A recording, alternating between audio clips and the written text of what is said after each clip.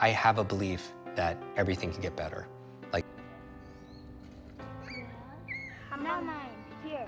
I have to say, it is fascinating to watch you deal with the sleep issue, because going into it, I wondered how your beliefs were gonna play, right? So a lot of times the belief will kick in, and when the problem is solved relatively easily, the belief is intact and everything is right with the universe. But dude, you had to push for years Yeah. and years and years, like you were saying, 400 things that you tried to overcome that.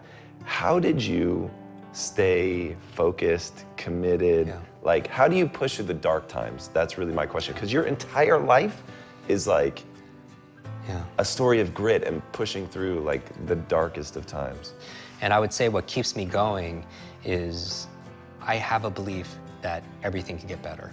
Like, that's my self-talk. When it comes down to what my primary belief is I feel that things can get better, because otherwise if I didn't, then I would just give up, right? And I have too many examples of friends and family and just people I don't know, which are just friends of my mind, that have superseded much more difficult situations than I have.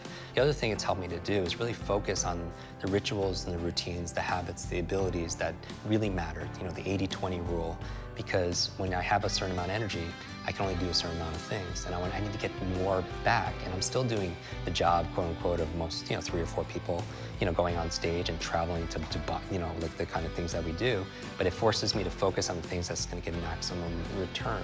And, and I think we do teach the things that we need to learn the most.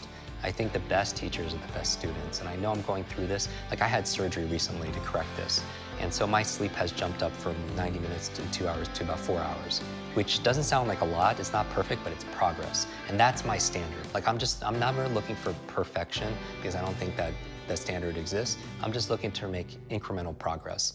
When I wake up in the morning, I have my daily routine, and it's so fine-tuned, because I think a lot of people suffer from decision-making fatigue, right?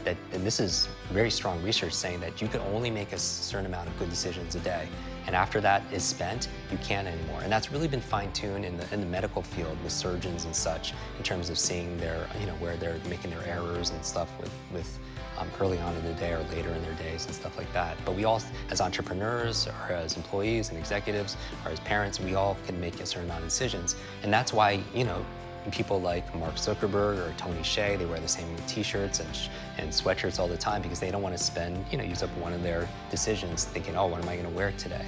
Right? And so my goal is to streamline my life, put the routines, the first hour of the day and the last hour of the day, I really micromanage to the point where it's habitual. I don't even have to think about it.